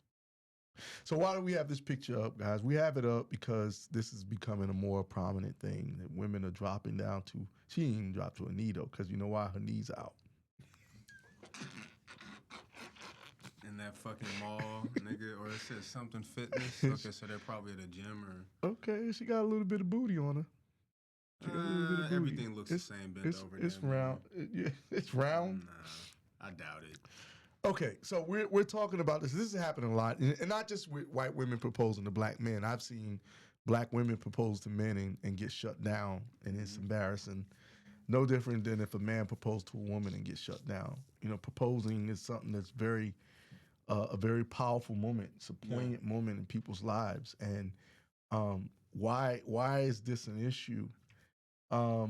Because again, flipping the natural order of things. You know, and I don't know. I guess he accepted. When a woman, he is holding his finger out. She's putting it on. God, when a woman gets to a point where she feels like she has to be the one to propose, that marriage, in my opinion, is doomed. That's very masculine. God damn, it's masculine. It's doomed. Very assertive. It's doomed primarily because communication is not where it should be. Because if you already know that the natural order of things is to wait for a man to be ready enough to want you. But now you feel like, okay, right here from this picture, what it dictates to me is that she's the one that's in control. Because she had to propose to him. That speaks volumes about who he is, not just her. Mm-hmm. She had to be, because to propose, I've seen men sweat bullets on a proposal. It's the scariest thing, the most got to be right, nerve-wracking and inducing thing that he could ever go through, next to having a child, next to standing up at that altar, right? It's nerve-wracking. Almost, I've seen people faint. Yeah. You know what I mean? And most of the time, the most strongest men that I've ever seen, I've seen them cry during their wedding. Okay? So this moment, she's taken from him a very powerful moment of what men are supposed to do, which is I choose this woman. It's one of the grandest gestures. Right. Outside of children. Societies are built on it. Just saying. Societies are built on it. When women were sent from one kingdom to another, it was up to that prince or that king to say yes or no. The greatest insult would be to send her back. Yeah. That wars. Your women are worthless. Yeah, worthless. And even the kings that would receive these women, sometimes they're like, "Oh, please, Father, please let her be of worth, of beauty." And the father would be like, "Listen, you marry her, that's for the kingdom. But then you have your whores. You know, you have your whores. You know, you want beauty." You want someone to provide for your pleasure. You have your whores, But he had to marry that girl or his cousin or whoever, When you see I this, don't know that a cousin would be worthwhile, but I get what you're saying. well, I mean, that's White why. people. That's why in those cultures, man, the they started having that, hereditary issue. What is the word? You know what I'm talking about. There was a whole lineage of Mongoloids and shit. and all that kind of stuff, man. Um, anyway, Yeah. I see you don't have much to say. A about woman, it. a woman could never propose to me. Mm-hmm. It could never. I've never exuded that sort of energy. Mm-hmm. Women submit, Mm-hmm. and if you don't understand the actual definition of that word, go ahead and look it up. I don't give a fuck about the connotation. Mm-hmm. Women are submissive Mm-hmm. in my presence. Mm-hmm. Whether I'm going to their house, they've come to my house. Mm-hmm. We're out, whatever it is. Mm-hmm. The only place I've ever had combative women have the nerve to even try me is on the internet. Mm-hmm. You know what I'm saying? Mm-hmm. I don't have whatever the energy is that he's given her To make her think that this is how it's going to be. This is okay unless even if this is fake, and you've decided, you know what, I'll do the photo shoot. I'll do the photo shoot, whatever, no big deal. Still, what does that say about you? What are you perpetuating? You gotta. We're telling Eric on the last show, man. You really got to think about what it is you're contributing to. Mm-hmm. The energy you're sending. You cannot complain about the way things are if you help bring it full circle. Mm-hmm. And mind you, it's not a flattering gesture. No, it's not. For an woman, actual man, it's emasculating. It is very emasculating. If this guy thinks that she's showing her supreme love for him by getting down but that is submissive. She's getting on one knee for him. It's like, no, you got to look at the signs of what your relationship is really, really dictating at this point. And what it's saying that she has it in her to do that, and he has it in him to accept it. This relationship is doomed. In front of whatever. It's doomed. He'll be breastfeeding or whatever. And do all four of the others think that that's the way to go? Since they're standing there, she could be the leader of the pack. Well, she's the cutest. Obviously, it seems that way. Right? I would still go for the black chick, but to spice up a little. Just teach her how to do her fucking hair. That's really, she dressing around white women, so of course she don't know what she doing. Mm-hmm. But again, like I said on that last show, nigga, I got a program. Mm-hmm. You know what I'm saying? Mm-hmm. There's no woman that's gonna come into my life ever and establish, whatever her form of structure is, however she's been guided in her life, man. Mm-hmm. I just. That's not that's not how I was charged as a man. Mm-hmm. I was charged to provide you with a viable plan. Yeah, we can sit and discuss it, but it's the plan that I've provided. If you have some things that you believe could be improvements and you're astute enough to go ahead and explain that to me or present it to me in a way that's reasonable, of course, but as a man, there's just no way in hell, man. No way in hell I could ever be caught. That's like a man having his legs up in the air. A man should never have his legs up in the air. I don't give a fuck what nobody says, nigga. My knees will never be pointed to the ceiling. None of that shit. You know what I'm saying? Mm-hmm. That's just the truth. So, yeah, that's really unfortunate. Y'all niggas need to, get yourself a program, man. Get yourself a program. Take that time and decide how it is that you want the world to see you, because you do have that power. Decide how it is that you want women to receive you, to receive your presence and your energy. Y'all talk all of that shit, but you're not really doing the work to figure out what all that actually means. You know, your presence is everything. Your first impression is everything. The way that you operate with one woman in front of other women is everything. You have to establish that. Nobody else can do it for you. And don't let these bitches fucking propose to you, man. That's crazy. Yeah, That's crazy. Any event. She's telling that brother, I ain't waiting on you. I'm going to do what I need to do in order to get you to do what I want you to do. Get out. Right. You know what I'm saying? That's what it's going to turn into. Mm-hmm. So, on a lighter note, we have a young lady who, much like the, I don't know if you've seen it, and I forget the kid's name. He was like 15 years old, and he was posing as a gynecologist. Yes, that little Nigerian kid. Yeah, you know, Fat absolute, boy. Yeah. absolute legend. You know, well, he did a couple of gigs, didn't he? Yeah, he had like a regular little series of patients or whatever. You know, he posed as a gynecologist. Con man. Yeah, shame on him. Shame on him. No, there's no telling what he's seen. I know what I would have seen. You know what I'm saying? Hopefully they were all clean. So it could be a pleasant learning experience for him of what not to do next time, right? So now we have what the internet is calling his sister, and they hope that someday when they both get out of prison, they meet up. I guarantee you that he wasn't locked up. Guys like that. He said he went to jail. That's what they told us. But Yeah, you know how it is when like those guys who are great at hacking, when they go and they grab them up, what they do, they get them. Oh, they give them a deal to do. Show us how you did that. You know. Well, I mean, what is it that he really would have been able to contribute to one of the government agencies, though? Con game. Yeah, I suppose the so. Con game. You can teach agents how to do what he did. Yeah, that's true. The con game. That's true.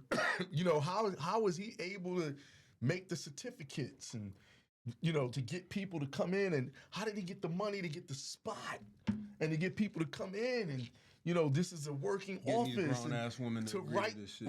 You know how hard it is to write. What about you is so compelling? Yeah. To write prescriptions. Right. To have a staff. Nobody knew. That was impressive. Nobody knew. No one could look you in the eye and tell that you weren't what you said. Man, come on, man. They gave Leonardo DiCaprio that movie, but this kid at 15, Catch Me If You Can. One of my favorite movies. But this kid at 15? That's pretty impressive. Oh, no, I want you to teach all of these 100 agents exactly what you did, because that's how America has always gotten by. They've always gotten by on the backs of others. What do they say? No good disaster goes to waste. That's right. They was okay. Look, yeah, he got us, but that's cool. Just like with the Nazis were over here. Yeah. What did you guys do? Brought them over here, changed their identities, all of that shit. You spliced the kids together and they lived through it. You took limbs and you made these monsters. Right. Wait a minute. Hold on a second. You were able to split cells? The brain experiments, all of that shit. You were able to make identical twins? Mm-hmm. You were able to spawn? You know what I'm saying? Like, whoa. You were able to clone? I was about to bring that up. They are, you can go pay to have like your dog right now. It's expensive. Yes. But you can pay for it. Listen, by the time stuff hits the news, it's already at least 30 years in advance. Yep. At least. The U.S. government typically has 50 to 60 years advanced technology on what's open for public consumption. Come on. You 15 years old and you made everybody believe you was a gynecologist and some other stuff. And have regular patients, nigga. You know what I'm saying? Sitting in the office. I heard he's good. I heard he's one of the best in the state.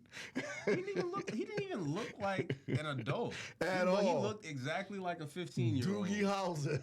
in a fucking lab coat. You know what I mean? So this is his sister, you say? That's what the internet is calling him. This is his sister. Okay. Right? So, LaSalle University student bought Tesla after stealing $547,000 and credit card scam, police say. So that's over $500,000. Mm-hmm. Impressive. Let's see. Well, they show, I think that said 3 minutes and 12 seconds, so we ain't doing that. A 19-year-old LaSalle University student is accused of stealing more than $500,000 in a credit card scam. Ariel Foster of Boston was arrested Wednesday and is now charged with larceny. Police said she refunded a total of $547,187 in 8 transactions at her job at Lovisa? Lovisa? Lovisa. A jewelry store in the Burlington Mall.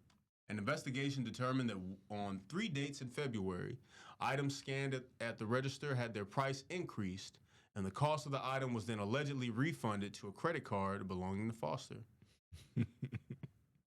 Short and sweet. She kept it simple. You know, I respect that.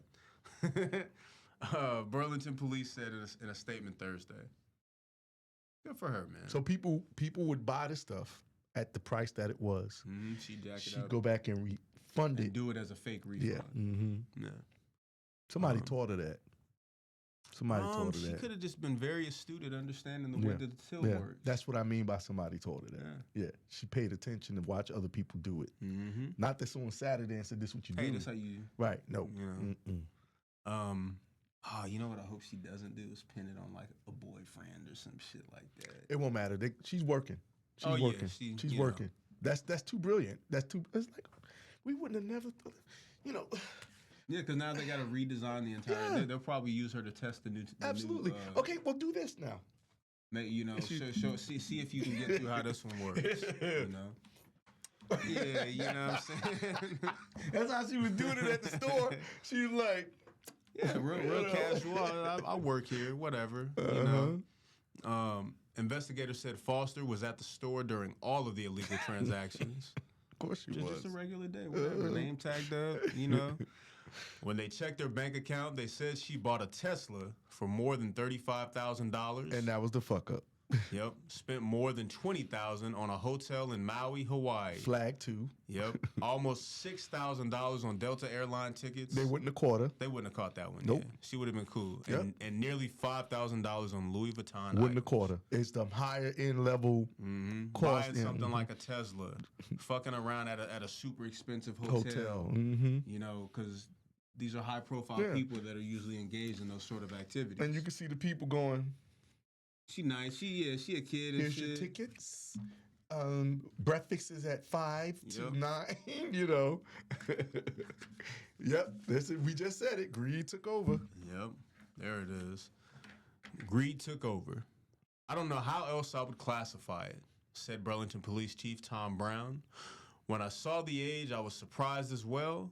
And when I first saw the amount, I thought it was a mistake. When something like this happens, the best way we can get ahead of it is to be aware of it as soon as possible, Brown said.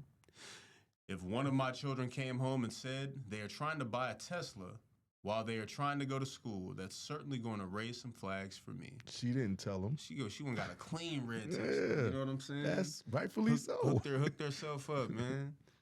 If she would have bought, you know, like a little Honda or something. Yeah, you feel something me? unsuspecting, very unsuspecting. You would have been cool with a sports Honda, you know, if you ever get to do something like this again. Audi, you hear what I'm saying? Audi, Get you something decent that white people are not really looking at. You know, be modest, baby. You would think that a refund of a costume jewelry transaction should not allow you to buy a $5,000 Louis Vuitton purse. So she was selling costume jewelry. You'd be like, I don't know, $250,000? Right. Yeah, that sounds like a good refund. Right. You know what I'm saying? You would think that a refund of a costume jewelry transaction should not allow you to buy a $5,000 Louis Vuitton purse, said David Levenberg of Century Security Services. Levenberg is a mall and retail security expert. He says this case highlights major flaws in the Lovisa system. The scam should have sounded alarms before an alert co-worker noticed a $1 million order that Foster had failed to clear out. So that's how she got caught. So she might have even been cool with the other shit. Yeah. God damn. Yeah. So she got lazy, it sounds like. Well, a co-worker probably felt the heat too and realized that they probably knew. But it's like, They said that she forgot to clear it out. assuming of the system. Yeah. So the other one she probably cleared out and it was like, all right, whatever. Really, the only thing that would have happened after that would have been I'm assuming it would have been to a credit. They did say credit card. Mm-hmm. But what the fuck would she have gotten that kind of a limit on her credit card? Doesn't matter. There's cards out there that's stupid enough to make that happen. Yeah. But yeah, so she failed to clear that one out, and it was like, well, here we are. They have the credit cards that what do you call it? The trade line. Like charge cards? Right, charge cards. So she's just swiping it over. Damn. Well, they look for opportunities. They look for loopholes. They look for weaknesses. If they find one, they will take advantage of it. That's just the nature of the beast in retail and a lot of other industries. If there's money involved and potential for somebody to benefit from that, they're going to find a way, Levenberg said. Of employees' scams he's investigated at major retailers. Police searched her home in Boston and her dorm room at LaSalle in Newton Wednesday. She was arrested on campus and later set free on bail. Come on. She probably... Come on. What I'm telling you. I'm saying. Look, you think she paid for that shit herself? Come on, man. You know? She got enough to get a great lawyer. Great lawyer. Well, that's really just for court. Foster is scheduled to be arraigned Friday in Woburn District Court. She got a great attorney. Yeah. And she's a runner, man. She's a runner. She's a track star. You can tell. All I know is she beating that. She's is she Asian or white? She just, I don't know. She ain't black. She beating her. Yeah, she is. Well, you know what, man? Shout out to her. You know what I'm saying? I'm one of them people, man. If you get over on white people, the underdog, you cheer for the underdog. I'm a little excited. I gotta be honest. Yeah, she's gonna be working for the government, man. Yeah, absolutely. Yeah, and because it's ingenious. It's ingenious. She'll probably what have to end doing. up CIA or FBI. FBI, good for her. Yeah, definitely FBI, man. Good for her, man. That's super dope. She will fit in nicely. Mm-hmm. So, well, on a less light note, because now we're moving into some of the crazier, more unfortunate things. Or, yeah, it's news that it has to be spoken about, you know. I think that one can wait. If we got time on that one. People, if you don't think you can be a person to raise a child correctly from the age of birth to the age of 18, where they can get out on their own, protect themselves, do what they need to do, stop having children. Stop it. I agree. Please stop it. Just get your tubes tied very early on, you know. Do whatever it takes to prevent you from having children. You know what I'm saying? His situation is horrible. It's probably one of the worst situations that people have ever seen in regards to femicide when it comes to killing a child, or as we will be using the word of terminating rather than using the other word. But anyway, in this situation, these two twin sisters, man, this happened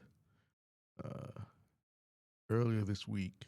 A Texas mom charged with the capital murder of 3 children has a twin sister in state mental hospital for 7-year-old girl's stabbing death. All right. So one sister a while back had terminated her own daughter at 7 years old. And then this other sister, twin sister, ended up terminating her own 3 children. Okay. Shemaya Hall and Troy Shea Hall, these 2 sisters here, these 2 monsters. All right.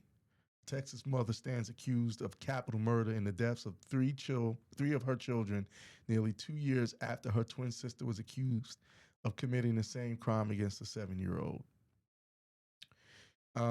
Shemaya Deonshane Hall, 25, allegedly murdered a 6-year-old boy and 5-year-old twins, a boy and a girl, in the Italy, Texas residence on Friday afternoon. A 4-year-old boy and a 13-year-old girl were also stabbed and wounded. So there were 5 kids, according to the Ellis County Sheriff's Office. Investigators said that the stabbing murders occurred as a Texas Child Protective Services caseworker attempted to remove the children from the Harris Street home. So the caseworker shows up at the home, and something something is going on where she's going to take the children out, and this is when this happened. So she was there. They were already in the process of doing something to get those kids out of there. The caseworker then called the Ellis County Sheriff 911 dispatch at approximately 4 p.m. The Italy Police Department was dispatched to the residence and arrived on scene at approximately 4:05 p.m.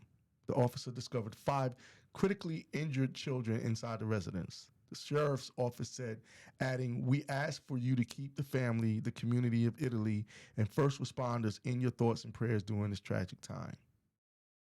The Italy Police Department on Saturday similarly offered thoughts and prayers to the victim's family and friends of those who were touched by the tragic events that unfolded yesterday afternoon, as well as the first responders and the investigators who worked the scene. Ellis County jail records reviewed by Law and Crime indicate that Hall faces 3 charges of capital murder of multiple persons with a bond of $2 million on each count. So 3 times 2, $6 million. She's not getting out anytime soon. Hall is now entering her 4th day in jail. As the investigation is the shocking case continued to unfold, WFAA reported that the defendant's twin sister was accused of stabbing and murdering a child almost 2 years ago. After she was literally caught red-handed, Fox 4 reported in June 2021, Troy Shea Hall allegedly confessed to stabbing a teen boy and murdering her 7-year-old daughter, Madison Petrie, in an apparently unprovoked attack by stabbing the girl more than 30 times. This is crazy. The defendant, however, was found incompetent to face capital murder charges on October 12, 2021, Dallas County court records indicate. Dallas County jail records show the twin sisters were born July 11, 1997. Troy Shea Hall, WFAA reported, is in the custody at North Texas State Hospital, which provides inpatient psychiatric services to adults, children, and adolescents. Court records in Dallas County show that Shemaya Hall previously faced aggravated assault case in the jurisdiction for allegedly stabbing her sister's boyfriend. So these chicks have been out of control for some time now, stabbing people and taking the lives of little ones. It'd be quick for people to say that there was some connection as far as mental disability between the two, but I don't think that that's what that is. A lot of times these chicks are out of control primarily because their lives are not what they want them to be. I've come to realize that, man, that a lot of people are miserable. Well, again, we spoke on this a couple occasions.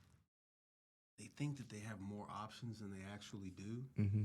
And once they've wasted a good 10, 15, 20 years of their lives and it's getting down to the breaker, the options that they actually did have been long gone. Mm-hmm. And then they realize they have zero access to anything valid.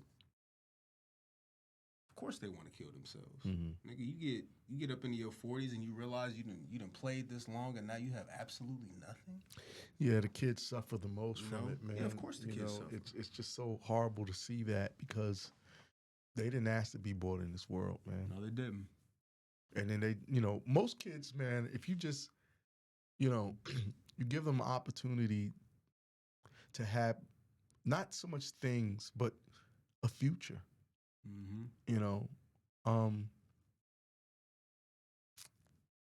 They can turn out pretty amazing, man. Well, another thing too, man, especially with this social media era, people forget that most of us are average. Mm-hmm. Most of us are bare minimum average. Mm-hmm. We just contribute mm-hmm. to the lower class. Mm-hmm. Most people will never be middle class, mm-hmm. much less upper class. Do you think that's a thing because they have to want more for themselves, or it's just that they're told that that's what you're worth? The issue is that they're not being told that that's what they're worth. Okay. There's the system is not designed, Mm-hmm. and I'm not saying that everybody doesn't have something great about them, Mm-hmm. but there was only ever one Svengali. Mm-hmm. You know what I'm saying? Mm-hmm. There was only ever one Rasputin. Mm-hmm. There will only ever be one Michael Jordan. Mm-hmm. We'll never see anything close to another Michael Jackson or Prince. Mm-hmm. Mm-hmm. And if you're not a hater, you can admit that even about Billy Ocean. Mm-hmm. Yeah, You know what I'm true. saying? Yeah, very Billy true. Ocean, Yeah. I don't give a fuck what nobody I says. still listen like to him. Billy I Ocean, still listen to him. But you gotta understand, these people, they're fucking anomalies, man. Mm-hmm. They're anomalies. No, all of us cannot be that. Mm-hmm. Just like we know for a fact, everybody can't be a king or a queen. Mm-hmm. The reality of that. Mm-hmm. A kingdom, all of the land. Everybody, the nigga at the sandwich shop cannot be a fucking king, just like the king who's actually sitting on the throne. But he can be the guy at the sandwich shop that the king wants to buy It's the like, sandwiches God from. No, don't nobody fuck with the sandwich, nigga. You know what I'm saying? Nigga, he making the best sandwiches and all of I'm calling up kings from everywhere around the world, letting these niggas know they don't have a sandwich nigga like mine. You cannot leave. Yeah, you know what I'm saying? He's going, where? Be the best sandwich nigga that ever did it. Mm-hmm. Be the best FedEx driver. Be like have the whoever the CEO of FedEx be like, God damn, they keep calling me about this kid. He's driving the same truck that everybody else is driving, but nigga, these packages is getting there in no time. How the fuck is he doing it? Mm-hmm. Who is this kid? Mm-hmm. That's who you want to be. Mm-hmm. Whatever it is that you do, nigga, be good or be good at it. Mm-hmm. Be great. Mm-hmm. Be great. Well, it's a saying. The saying is be good or be good at it. You either just gonna do it because that's what needs to be done, or you gonna be good at it. I'm gonna be. It's gonna be undeniable, unquestionable. If that's not taught to you, then because for me, it wasn't. I don't think it was really taught to me. I mean, I think with people, any interview I ever do, people ask me, they go, where did it come from, this desire? And it goes back to me saying that there's a dream of knowing, like I didn't know I was good at anything because I was a clumsy kid. Right. But until I got into martial arts. Good at it. There you go. And then I wanted to be good at that. I wanted to be the best that I could possibly be. Yeah. Did I have people I look up to? Of course. I looked up to Bruce Lee. I looked up to Jim Kelly, Ron Van Cleef. The people who, because until you realize that you got to research to see that there are other people that had other things going on, right? You only can take for face value what you see. And that's why it bothers me today to hear people saying, we should have representation. All right, you got representation. What difference is it making? You got a black mermaid that, I don't see young girls out there. Has that movie already came out? It's coming out. Okay. I don't see young black girls getting out and swimming. Nope. Which is a bad thing for us, right? You know that, right? So I don't see that happening. He knows I can't swim. I didn't see, let me tell you, Woman King, Black Panther. I didn't see a rise in the martial arts world. I didn't see a bunch of black women at the gym. At all. I'm at the gym 5 days out of the week. I ain't seen one black chick in there. But they got their representation. And you know where we at. This is Black People Central. I ain't see no black women. None. I'm just saying. Right. So it's a thing of, I think you're absolutely on the money with that. That it's a thing of you have to want better for yourself. You have to. And then when you get that opportunity, whatever it is that you're great at, you know what I mean? Like, fortunately, some of us are great at many things.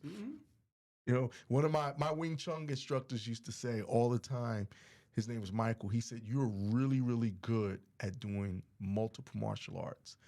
I'm really, really good at just doing Wing Chun. And I think that's what made him a great martial artist. Not because it'd be quick to be like, he's a great Wing Chun stylist. Style, what is that? What is that? You know what I mean? It's just an interpretation of what people have placed you into. People want more categories. These guys, these two women here could have been phenomenal mothers had they been taught that motherhood is a great They thing. could have led the community and said, you know what, you ladies, let me help you be better mothers. Mm-hmm. Let me show you how this is done. Mm-hmm. Let me help you create an environment where your kids will never question Mm-hmm. whether or not you have their backs. Mm-hmm.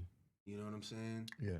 We look forward to Mother's Day because we represent what that really is. We didn't know. We were learning things as we went along, but we wanted to be the best mothers we could possibly be. Absolutely. And, I appreciate a lot of the mothers who, even if they're flawed, man, they're doing what they can to raise their children. Like I tell my mom all the time, I'm like, you know what, whatever disagreements we may ever had, we never not had.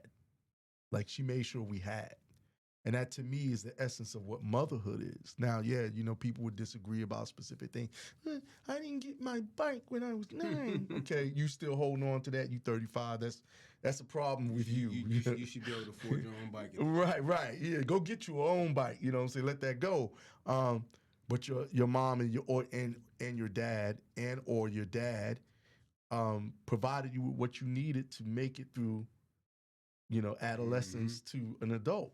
And that being said, some of these kids don't, with these monsters, these demons, like these women, man, that took it into their own hands, that these kids won't have a future, that they don't have life, same life that they gave them, breathed them into this world, the pain that it took to come out of them, the moment where everybody's screaming and all this cacophony of life and chaos is happening.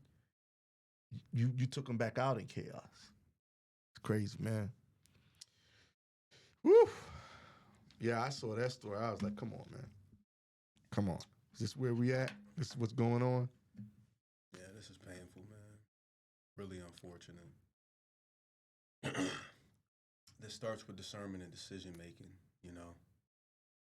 There's a reason why we sit and make sure that the person that we're procreating with is everything that we need them to be, and that we're everything that they need us to be. Yeah. Yeah, they show. Listen, and childhood is planned. Listen, yeah, and I don't take. I mean, I don't take all the blame and dump it on the women, because some of these guys are knuckleheads. I mean, that's why I said in general. Yeah. I mean, both need to be making sure. Yeah, one of the fathers, they interviewed him. I saw him on a video, and I mean, he's some mid to late 20 guy, man. He spent time in prison. He's got the grill. He's all tatted up, and he's like, I wanted my son, but they wouldn't let me get it because of my past. That's your fault. That's your fault. They wouldn't let my family get him. It's like your son's dead partially because of you. Yeah. Sad, man. Because of your lack of discernment. Mm-hmm. He wouldn't have been alive if he hadn't messed with them. So that boy had 7 years of however much trauma that he had to endure to be taken out. Memory. Yep. That his mom is killing him. His final memory. That goes back to that movie Beloved. That Oprah Winfrey's behind that stuff, putting that into these women's heads. Mm-hmm. Color Purple. Yeah, you know what I'm saying? All of that stuff, man. Because in Beloved, she kills the kids, because she's like, I never let these white people do this to my kids. I'd rather kill them. That's not even logic. That's insanity. Man. I remember, watching that film, man, and how I felt. It's the same feeling I felt when I watched Precious. Precious, it's this nasty, icky feeling that didn't resonate correctly. You know what I mean? I've seen that movie once. Yeah. Well, that's what I'm saying. People don't realize how profound and how affected we are from media. She got an Oscar for that too, didn't she? Yeah. Monique did. Monique got an Oscar for it, And it's just crazy to see that, man. Well, hopefully they never get out. Leave it at that. No, they both. They need to leave the mental hospital and go to prison. Yeah, max security prison. Yeah, of course. Deal with people who understand the value of life.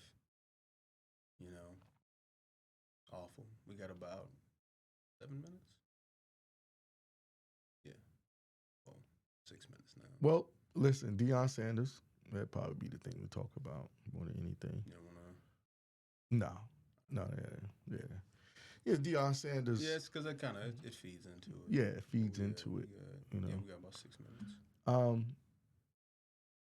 He got in trouble with With white women. Oh shit! What the fuck happened? He got in trouble because he spoke his mind, just like a lot of other traditionalists. I call it being a traditionalist. You know, a traditionalist man in his thinking. He's traditional in his thinking, and he spoke his mind, and women, especially black women, got really upset because he talked about. See what's hypocritical about it. Right. And well, he's probably the product of a single parent household. Mike Freeman. How dare you talk about women like that? You know what's funny? That had nothing to do with this. I have a cousin named Mike Freeman, and he sounds like that. Oh, does he? Shout out, Mike, man. Thank you for your service. Man. Yeah. But Deion Sanders had his point of view in regards to single parenthood. It says Deion Sanders' belief about single parent families is absurd and hypocritical opinion. So it's Mike Freeman's opinion, pretty much. Well, I'm going to get into it and let's see what he thinks. Mike Freeman says, I want to take you into the future. And Tom Brady's son, oh, this is a shitty, very badly coded website. I can't even zoom in. Fuck this website. Wow. Whatever. I want to take you into the future. And Tom Brady's son is a star high school quarterback. He leads the country in passing yards and touchdowns. Recruiters from around the nation are camping out at Brady's house. He's the best prospect in the history of high school football. Brady's son decides he wants to check out Deion Sanders in the University of Colorado or whatever school Sanders is at in the future because he likes Sanders. And Brady has told some good Sanders stories over the years. Sanders and young Brady hit it off, and it looks like Brady has found his college home. However, there's a problem. Brady doesn't meet one of Sanders' criteria for playing quarterback at Colorado. So Brady picks the University of Michigan instead. Let's see where that's headed. This shit freezer? What the fuck? He chooses Michigan instead. What's the criterion? What's the remarkably dumb, non-scientific, and insulting criteria Sanders set that caused young Brady to pick his old man's school? The lack of a dual-parent household. In a recent interview with the Rich Eisen show, Sanders was asked what attributes he looks for in players. Well, we have different attributes: smart, tough, fast, disciplined, with character. Now, quarterbacks are different, Sanders said. We want mother, father, dual parent. We want that kid to be 3.5 GPA and up because he has to be smart. Not bad decisions off the field at all, because he has to be a leader of men. Since Brady is divorced, his son wouldn't meet Sanders' archaic 1950s era's mandate. Wow. So we definitely got a simp here. A divorced household isn't a two-parent one. While what Sanders said appeals to the right-wing crowd, I'm unaware of any. This dude is so full of the fucking buzzwords and stupid shit. I'm unaware of any study that says one-parent household kids are at a disadvantage when it comes to playing college quarterback. If you know of one, please shoot me a note.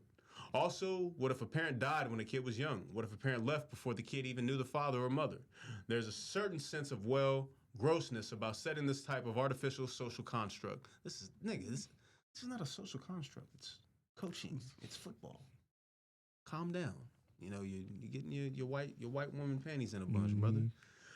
There's also a level of tactical stupidity here. By taking this stance, Sanders is potentially alienating a large swath of candidates from coast to coast of all economic backgrounds. One survey found that in 2022, there were about 16 million children living with a single mother and over 3 million children living with a single dad. That's not good, dummy. That's a lot of potential quarterbacks Sanders could be passing up. Isn't it like less than 5% of people ever make it to the NFL? That's why I'm laughing, because I'm just like, it's a ridiculously small number. Or really, it's not ridiculous. It's understandably small number. Yeah, because you want the best. It takes a lot to fucking play football. Yeah. The top 1% of the United States, they say, go to the military. Make it through basic training to stay in the military. But see, listen, and I'm not even a sports fan, but this is somebody who actually doesn't understand sports. Because a quarterback is probably one of the most irreplaceable people on the team. He is. When the quarterback goes down, the entire team is done. And that's why Deion was saying what he was saying. True leadership, someone that is unaffected, someone who I know is not going to have a problem outside of the game. Even focusing on a running game, you still need a decent quarterback to be able to get the ball to the fucking running back. And quarterbacks tend to stay out of trouble more than the rest of the players on the team. Yes, they do, because they're the leader of the team. You got to understand structure. Mm-hmm. You got to understand leadership. Mm-hmm. The quarterback is the next in line under the fucking coach. Mm-hmm. Just saying. Any event, there's a lot of potential quarterback Sanders could be passing up. Sanders doesn't even live up to his own criteria. While he was speaking specifically about quarterbacks, Sanders himself has been divorced twice. Sanders' position is reprehensible for a variety of reasons, but the biggest is the message it sends overall. He is in effect saying that children from one-person households are inherently defective. They are. They are. It is accurate to say the studies show single-parent families can be at an economic disadvantage, and that can lead to developmental issues. But why are they at an economic disadvantage? Oh, well, here's his butt. Let's listen to his butt. But problems can happen in two-parent households. Oh, here we go. This is the, liberalistic, socialistic mindset. Yeah. Mm-hmm. But problems can happen in two-parent homes as well. Nuclear families also have financial problems. What matters most is that the home is a loving one. Do you know families with two parents who fought all the time or were violent or horrible parents? Yeah, me too. My parents divorced when I was young. Here it goes. These are his inhibitions and traumas. Uh-huh. He's triggered. Yep. Is what the problem is. Yep. My parents divorced when I was young, and I grew up with the best mom in the universe. I wouldn't change a thing. Can't imagine an employer saying they wouldn't hire me because my parents broke up. I can see not hiring me because I'm a dork addicted to science fiction, but because my parents' divorce spelled what? Like a girl? Like a teenage girl? Mm-hmm. We haven't even gotten into the absurdity of how grade point average isn't necessarily a predictor of good quarterback play. GPA might be important if you want to go to law school, but the list of quarterbacks in the Hall of Fame who didn't have great grades is substantial. Where did you get that information? He's lying. Not that I'm a Rhodes Scholar, but neither was Terry Bradshaw. Terry Bradshaw was a very, very brilliant person. Yes, he was.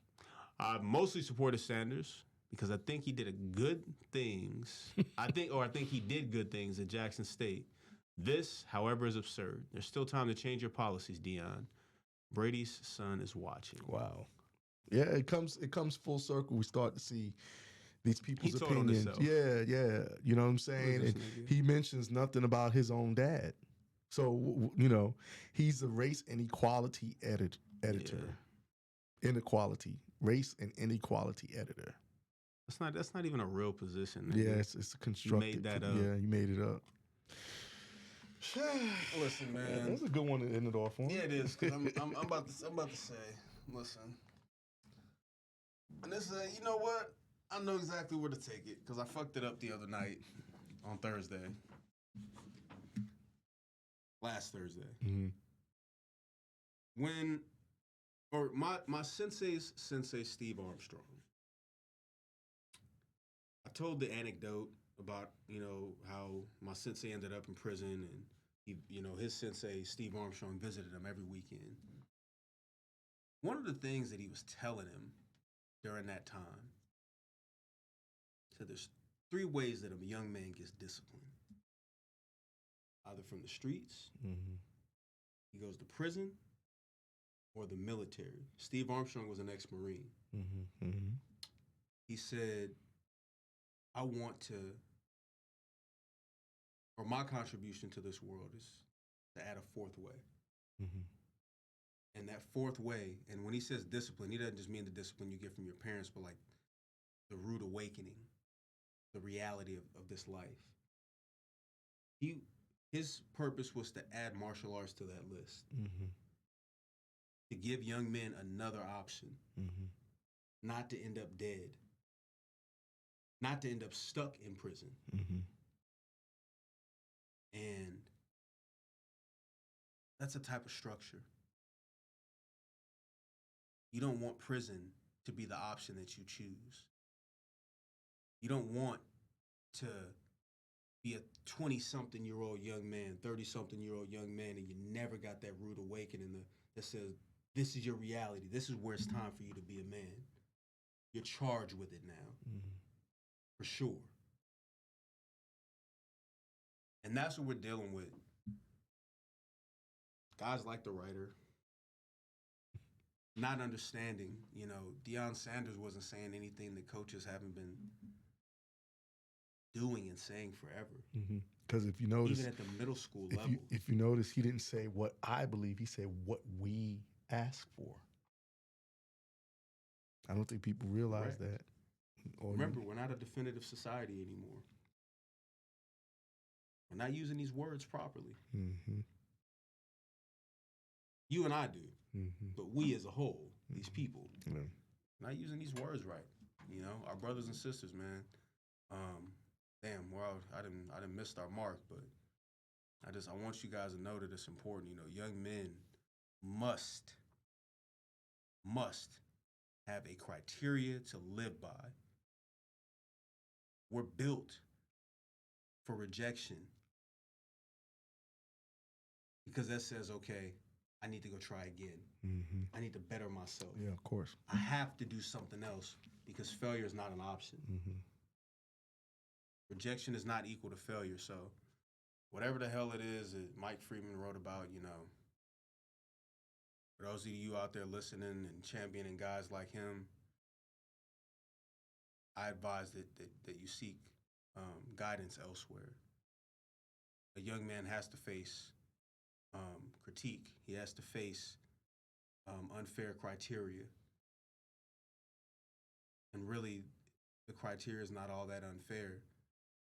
Because it's just he the way it understands what the criteria is. Absolutely. And says, you know what, I'm going to work. I'm going to show that I'm worthy of that. Yeah, of course. But I have to show that. Not prove it. I have to show it. Sure. I have to make it undeniable. Sure. As a man, I'm capable of doing that. But will I do it? Right. Will I stand to the charge? So you decide. All right? Closing statement? Yeah, listen, what you talking about as far as fitting the criteria, even if it's a thing of saying many great people have come along and proven other people wrong. Like, all right, this is your criteria. I want to be the best quarterback. So you've seen since I was in high school that I was never in trouble.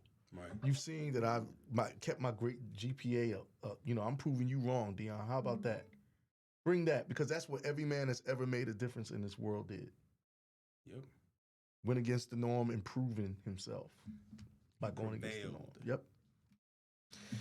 Everybody, have a great weekend. Thank you for joining us tonight. We appreciate you guys, and we will be back next week at our normal times on Thursday, Tuesday, and Thursday with our normal shows. Be ready to talk to you guys live next week. I'm going to be here Tuesday. This next Tuesday. Next Tuesday. This is next Thursday. Well, Well, this Thursday is technically the following Tuesday. I won't be here then. Well, we'll see. We'll see what happens. Yeah. Maybe we'll do a late show, something sexy or something. I don't know. All right, guys. Talk to y'all later, man. Have a great weekend. Everybody for tuning in. You will. Yeah. Muscles on his lonely back. I stay calm and fact. I've been on the grind so long, hoes could never call me that. Please keep it short. I don't speak for all the rap. I'm your mechanic. I don't want no parts of whack. Keep throwing darts at wax. I'ma melt you. Every beat got a birthday.